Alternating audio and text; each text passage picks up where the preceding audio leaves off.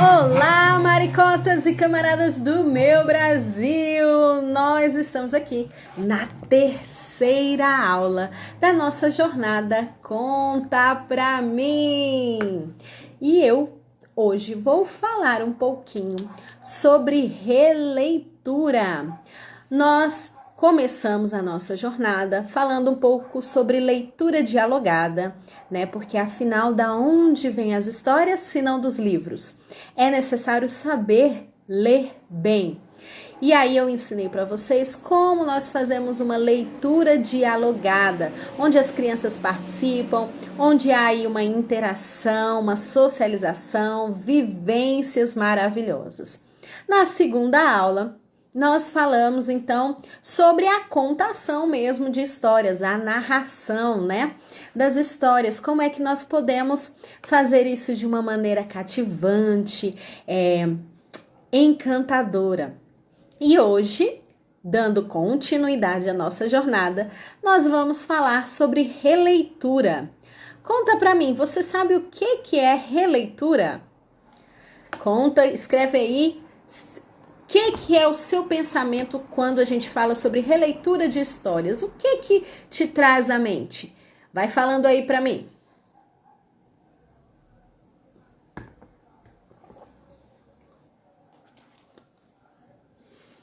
Aguardo ansiosamente a participação de vocês. Quando nós falamos sobre releitura de histórias, o que nós queremos dizer com isso? Vamos lá, Marcela, Bruna, Luana,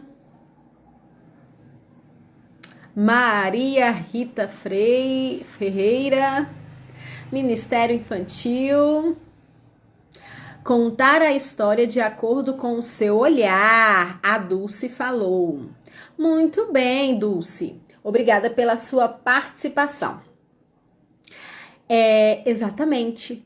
Recontar a história. É contar a história novamente, mas sem se agarrar a todos os detalhes que estão no texto. É como se fosse uma contação de histórias, né? Mas aí a gente pratica essa releitura muito em sala de aula com as crianças. Geralmente a gente faz essa contação da história lendo o livro literário para a criança e pedimos para que ela faça a releitura, ou seja, que ela conte com o seu jeitinho o que ela entendeu da história. Mas você sabia que existe mais de uma forma de fazer uma releitura de um livro?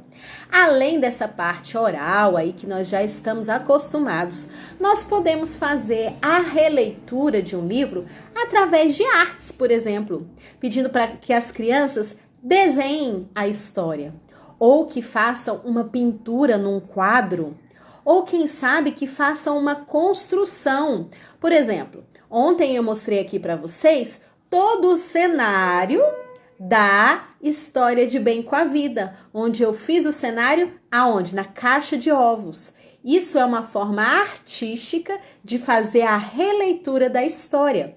Isso também é contado como releitura. Vocês sabiam disso?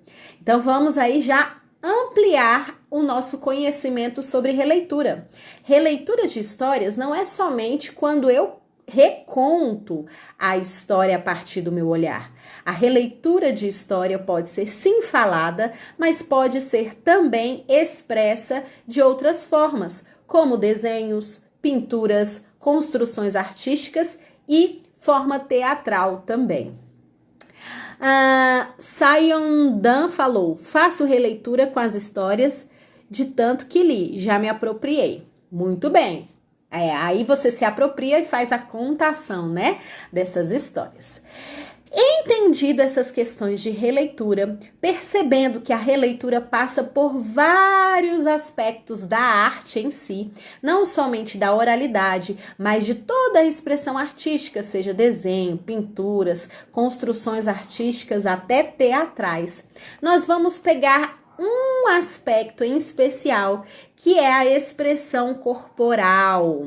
Muitos me procuram e falam assim: Jéssica, eu fico encantada como você se expressa bem, como quando você conta as histórias, as crianças ficam assim, hipnotizadas. Eu que sou adulto nem pisco os olhos, porque você se expressa muito bem, a sua expressão corporal, a sua expressão facial me chama a atenção, me conecta com a história. E isso é realmente encantador. Eu gostaria de aprender com você como se faz isso. Então, muitas pessoas me perguntam como é que você desenvolve essa habilidade. Hoje eu vou trazer algumas dicas para que você possa trabalhar tanto em si, quanto também nas crianças, porque é muito bacana, como eu já disse ontem, né? Eu trouxe ontem algumas dicas que nós podemos aplicar nas nossas vidas enquanto portadores da história e também podemos replicar nas crianças para que elas também possam, desde pequenas, desenvolver essas habilidades. Você vai trabalhar em si e vai trabalhar no outro, multiplicando aí o poder da história.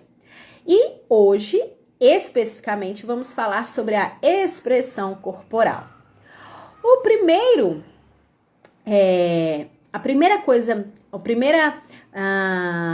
item que eu quero que você foque aqui é que quando a gente fala de expressão corporal, nós ligamos ao teatro, certo? No teatro, nós trabalhamos bastante essas questões de expressão corporal. Eu fiz muito teatro quando eu era adolescente. Teve uma época da minha vida aí que eu fiz muito teatro. E aí, vários aspectos, várias habilidades foram trabalhadas nessa época que eu fiz teatro. E para que a gente desenvolva essas habilidades, nós vamos hoje aprender alguns exercícios de jogos teatrais. Tá certo? Muito bom aí o pessoal que está chegando. Um beijão para Jéssica e Vanessa, Tati Novas. Obrigada aí pelo tchauzinho que vocês estão enviando. E não deixem de participar com os comentários de vocês, tá? As perguntas, podem mandar perguntas, comentários durante a nossa live para que eu vá respondendo. Muito bom, piquenique literário, ótimo que vocês estão participando e gostando, isso é muito bom. Olha lá, mas falando dos jogos literários, o que é que esses jogos literários têm como objetivo? Então, quando a gente começa a trabalhar jogos literários, nós temos basicamente 3 objetivos que queremos desenvolver. O primeiro é aguçar os sentidos. A expressão corporal passa pelos sentidos. Então, você precisa aguçar esses sentidos. A sua visão, a sua audição, o tato, o olfato, o sentido poético, né? Você precisa olhar as coisas de uma forma mais poética, porque tudo isso vai trazer novas ações ao seu contar das histórias. Em segundo lugar, o objetivo dos jogos teatrais é trazer um momento prazeroso. Tem que ser prazeroso, tem que agregar, tem que ser divertido, tem que ser dinâmico. Porque aí, quando você sente tudo isso, se torna algo fluido, fluente. Assim deve ser a sua contação de histórias também. Tem que ser prazerosa, tem que fluir naturalmente. E os jogos teatrais nos ajudam a desenvolver essa habilidade. E em terceiro lugar, você vai vivenciar o teatro em si. Você vai se sentir um ator, trabalhar a sua voz, o aquecimento corporal, a improvisação. E tudo isso acontece durante a narração de histórias. Por exemplo, eu lembro bem que o ano passado eu fui convidada a contar histórias em um parque. E lá no meio do parque, o que aparece? Um cachorro. E o cachorro, eu tinha montado todo um cenário, sabe, para contar a história. E o cachorro começou a ficar ali rondando o cenário da história. E foi para lá, e foi para cá, e foi para lá, e foi para cá. Se você não tem capacidade de improvisação, jogo de cintura, o que você faz nessa hora? Você se perde, sua contação de histórias foi pro beleléu, não é verdade? Então, é necessário que você tenha essa capacidade de improvisação. Quem sabe aí colocar o cachorro na história, já vai inventando um espaço pro cachorro, que ele seja um personagem da história. Aí faz todo sentido a participação dele lá. Mas não deixe o cachorro roubar a cena, acabar com a sua história, tá? Então, tudo isso a gente vai desenvolvendo através dos jogos teatrais. O primeiro jogo teatral que eu quero te convidar a fazer, você pode fazer aí na sua casa, você pode multiplicar aí na sua escola depois, né? Porque os jogos teatrais são muito vivenciais. Então, é necessário que você esteja com as crianças, coisa que nesse momento, infelizmente, nós não podemos fazer. Mas você já pode ir trabalhando com si mesmo, com a sua família, com seus filhos, já vai trabalhando essas características aí, para que você já esteja craque, quando chegar na sua escola, você vai arrebentar a boca do balão. É uma atividade muito legal para se fazer com as crianças e elas vão amar. E você também vai desenvolver habilidades nelas e em você. Essa habilidade é de reconhecimento de espaço. Você sabe aí que um ator, ele precisa tomar conta do palco. Ou um cantor, né? Todo um intérprete. Já viu assim nessas disputas de quem canta mais? Tipo The Voice Brasil. O que tem? Uma dos olhares das pessoas que julgam é a questão se tomou o espaço, se não ficou só quietinho no canto dele ou não. Ele teve uma expressão corporal, ele andou por todo o espaço, ele reconheceu aquele espaço, tomou o espaço para si.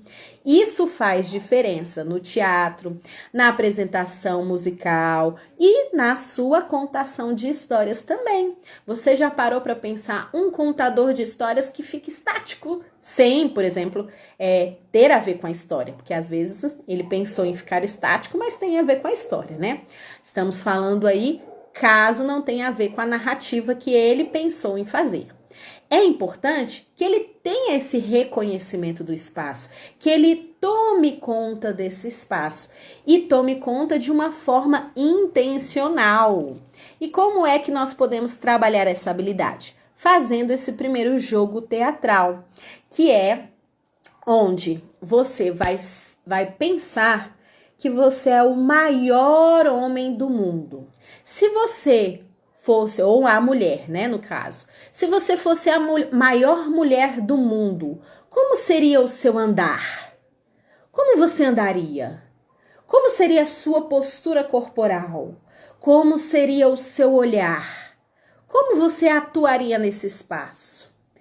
Aí você anda durante um bom tempo assim, se sentindo a maior mulher do mundo. Agora, depois de uns 10 minutos andando assim, 10 é muito, né? Uns 5 minutos andando assim, você inverte. Agora você vai ser a menor mulher do mundo, o menor homem do mundo. Como você andaria?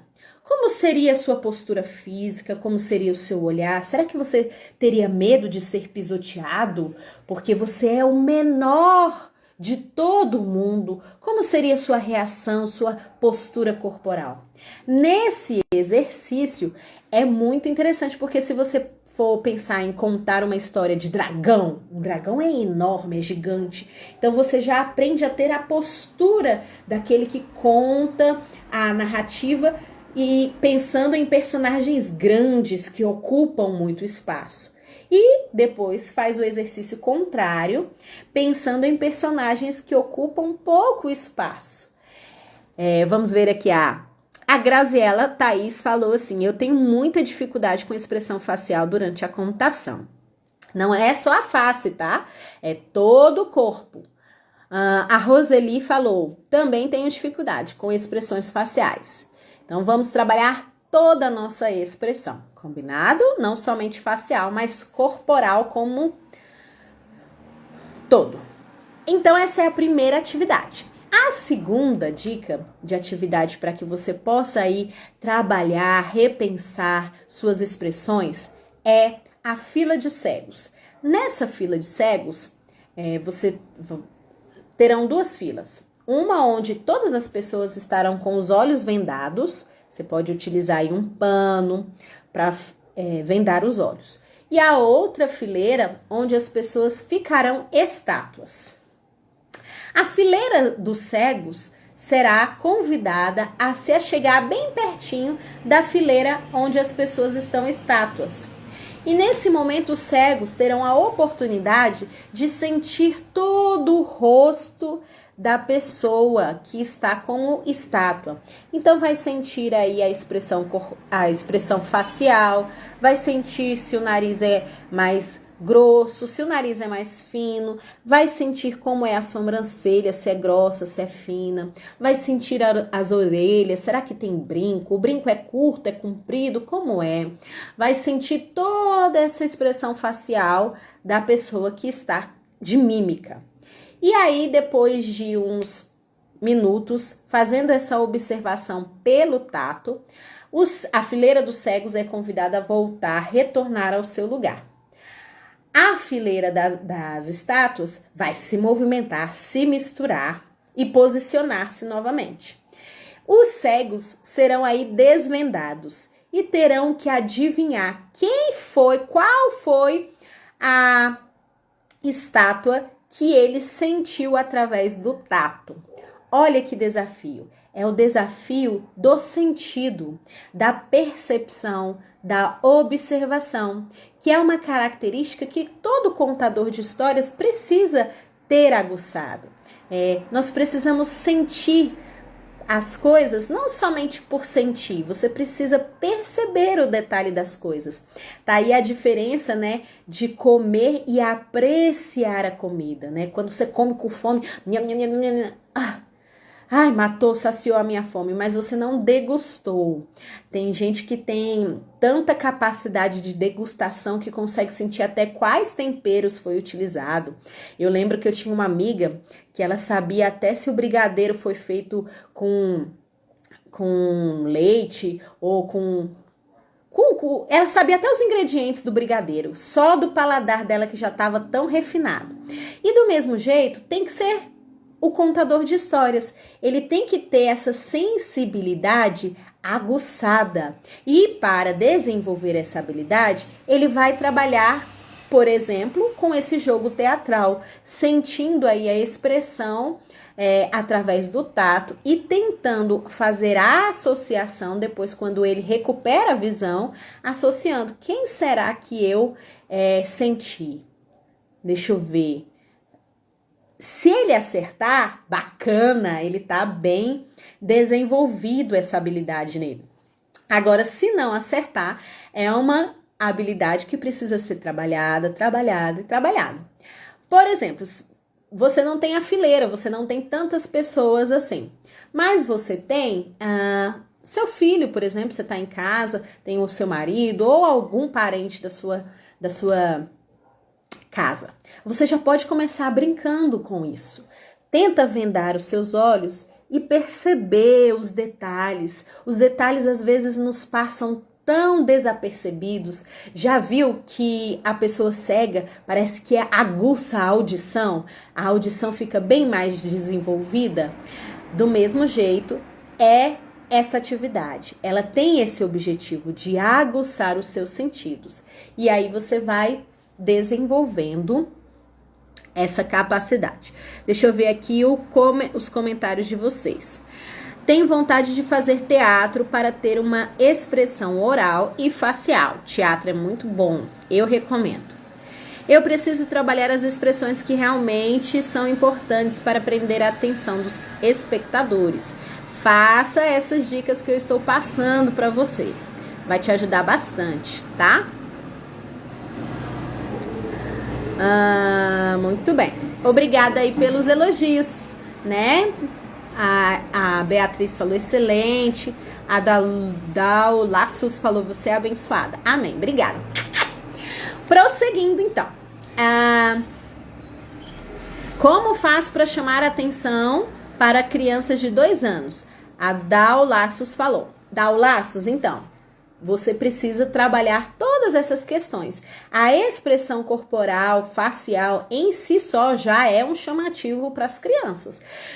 Os meus alunos, só das caras e bocas que eu faço, e eu trabalho tanto com crianças já trabalhei com crianças de 2 anos, já trabalhei com crianças de 3, 4, e todos são a mesma coisa. Eles ficam assim, ó, concentrados em mim. Por quê? Porque essa expressão, ela ajuda bastante. Às vezes você não tem todos os recursos visuais, né, que alguns contadores de história, principalmente da educação infantil, adoram, né?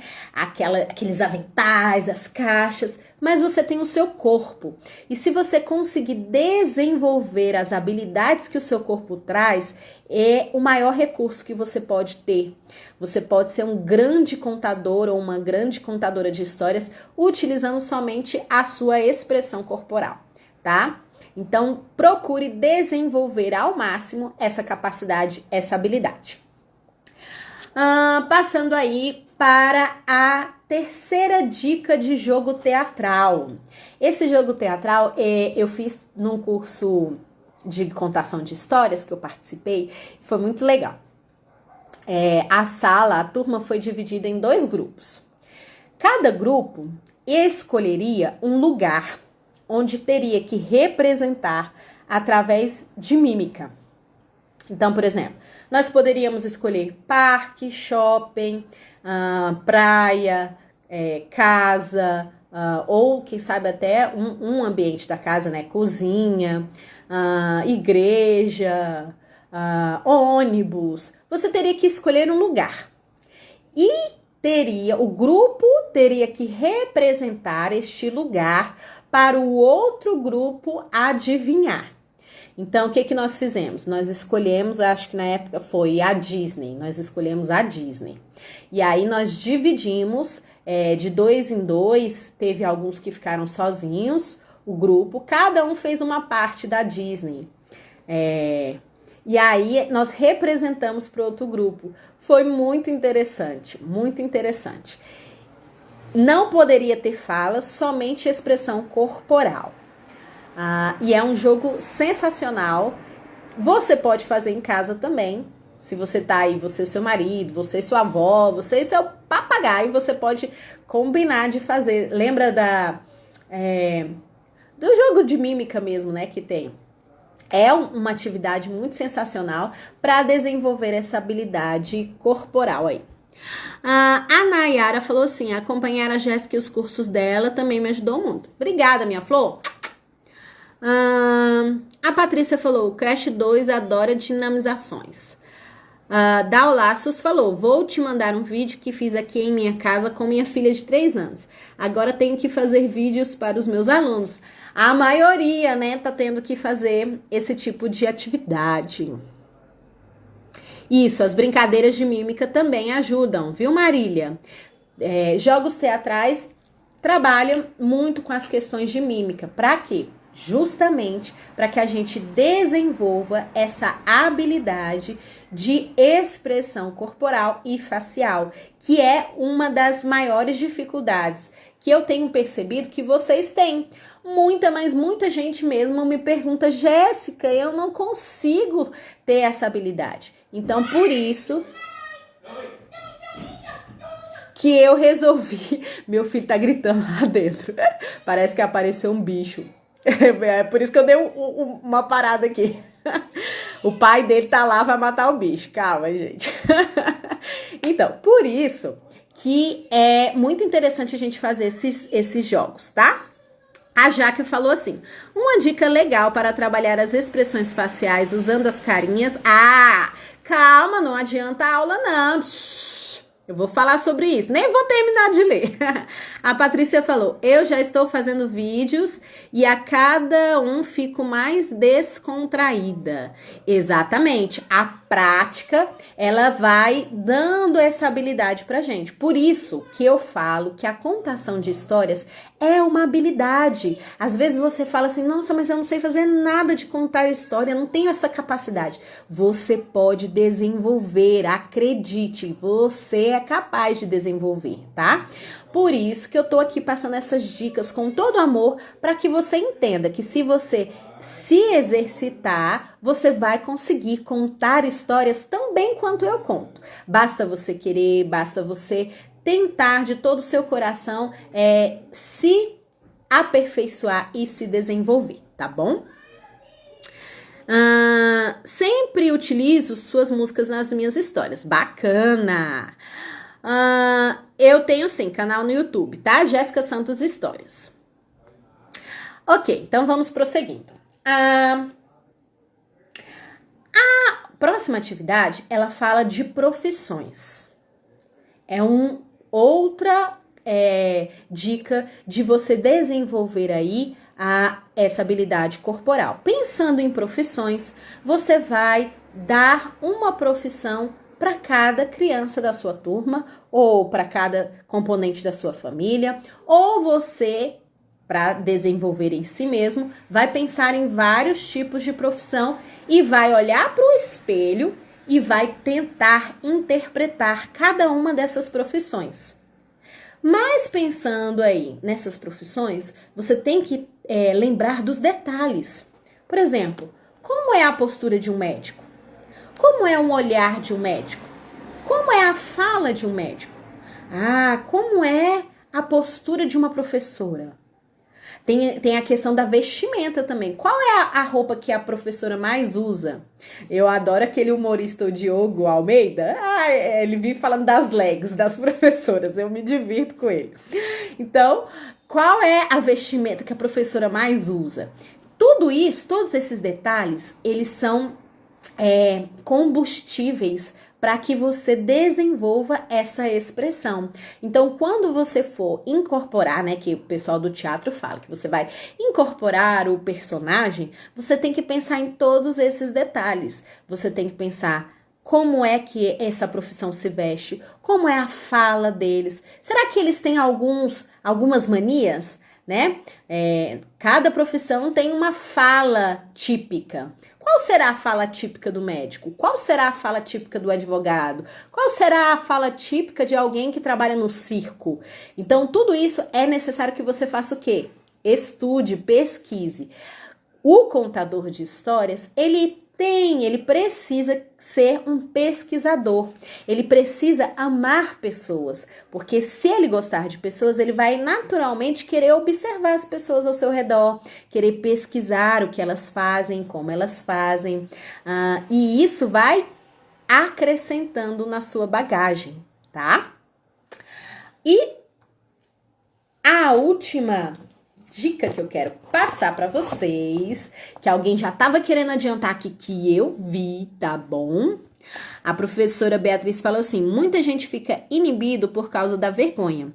Precisamos estar confiantes e seguros do que fazer. Isso ajuda a ter uma performance cada vez melhor. Exatamente, professora Beatriz. É necessário que se tenha confiança. A confiança tem muito a ver com o seu sentimento com relação ao que você faz. Às vezes as pessoas se limitam porque elas dão muita importância para o que o outro vão pensar. Lembra da historinha da nossa linda Joaninha, que foi contada na segunda-feira, na terça-feira? Ela já intencionalmente, porque tudo que eu trago aqui para vocês é intencional. Ela já intencionalmente quis ensinar algo para vocês. A não se apegar tanto ao que os outros falam, mas acreditar na sua própria capacidade, na sua própria importância, no seu próprio valor. E aí sim, ela faz aquilo que tinha como desejo em seu coração, que era visitar a tia. Assim, nós também temos que ter em mente: qual é o desejo do seu coração? Você realmente quer contar a história? Por que você quer contar a história? Qual é a sua intenção por trás disso? Qual é a sua intencionalidade?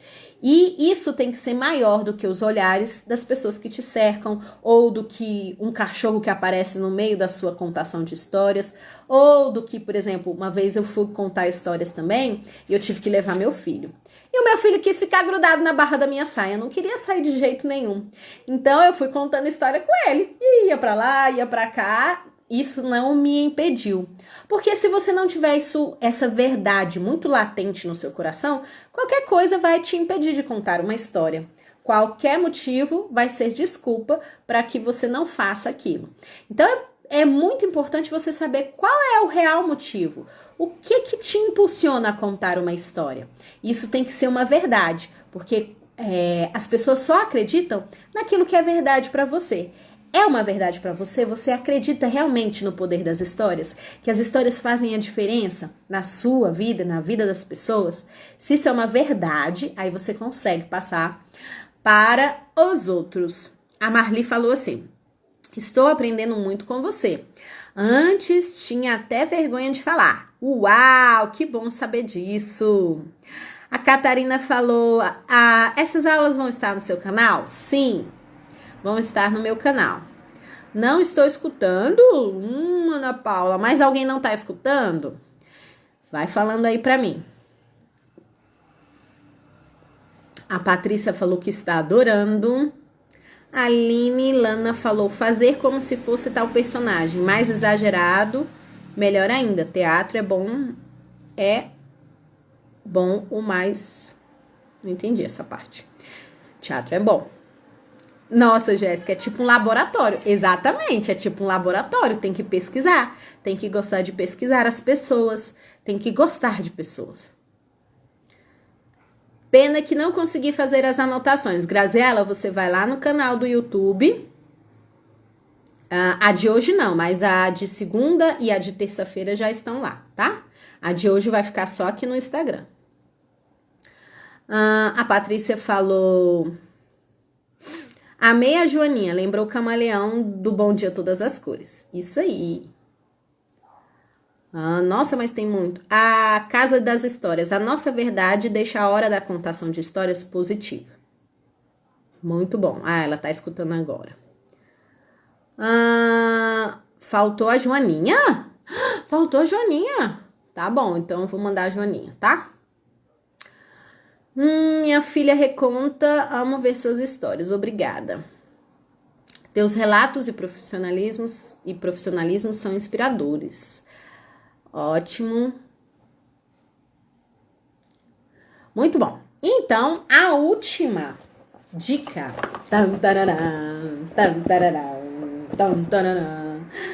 é a caixa das emoções.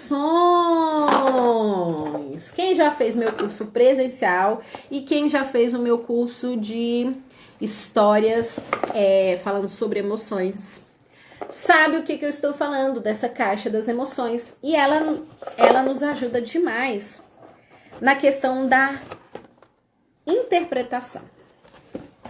Vocês sabiam que muitas crianças, na verdade até adultos, eu descobri recentemente que até adultos, não sabem nem nomear a emoção que está sentindo? Eu estava conversando com uma psicóloga e ela me falou que tem adultos que não sabem nomear as emoções que sentem. Pois é, então muito bem. Que emoção é essa aqui? Escreve para mim. Que emoção? Vamos ver se vocês sabem pelo menos nomear as emoções. Que emoção é essa aqui?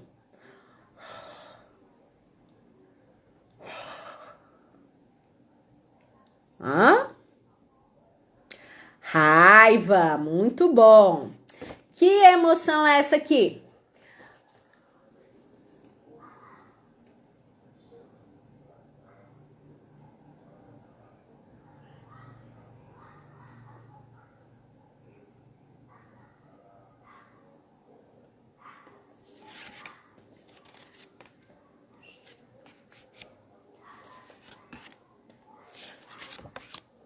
Que emoção é essa, gente? Espanto. Surpreso. Assustado.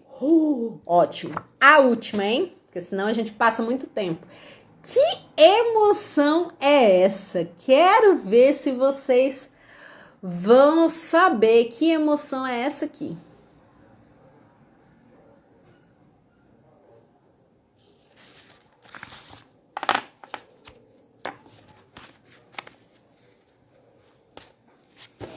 A Cássia deu uma risadinha. Ai.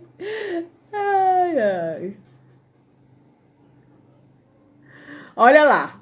Tédio, perdido, sério, sem noção, boca fechada, calada, perdido, sem reação, entediada, tanto faz, tédio, não entendeu, tem que ser, olha o tanto de nomenclatura para uma emoção só.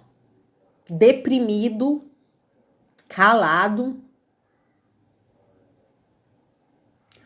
ou cara de paisagem. Cara de paisagem é ótimo. Ai, sem palavras. Passado. Tô nem aí. Pra mim, essa cara expressa a emoção de indiferença. Pra mim. Cada um tem uma leitura, né? E é muito interessante isso. E como uma mesma emoção pode ser todas as alternativas, exatamente isso que eu ia falar. Como uma expressão pode ter várias nomenclaturas, né? A Catiuzi falou bem assim, todas as alternativas. uma mesma expressão pode ter tantas nomenclaturas. Muito interessante isso. Mas, então, como é que a gente vai fazer esse jogo? Esse jogo, ele te convida a falar ou uma frase, ou cantar uma canção, ou contar uma história, expressando a emoção que está na carinha. Então, por exemplo, vou falar uma frase. Jornada, conta pra mim. Jornada.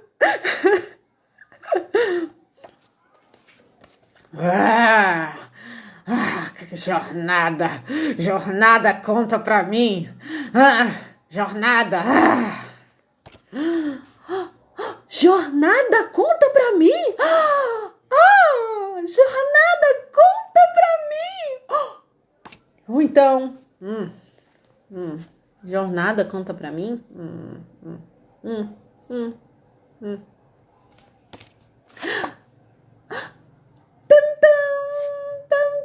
Jornada, conta pra mim.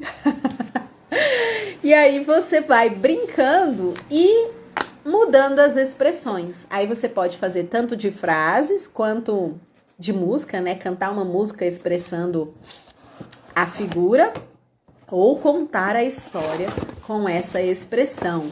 É interessante que você faça observando a sua expressão, né? Como eu gravo o vídeo virado aqui pra mim, eu sempre observo a minha cara. E isso é muito bom. Se você puder gravar vídeo, se observar depois, você faz uma análise. E é muito legal você fazer essa observação de como é que tá a sua expressão corporal. Ou fazer de frente pro espelho.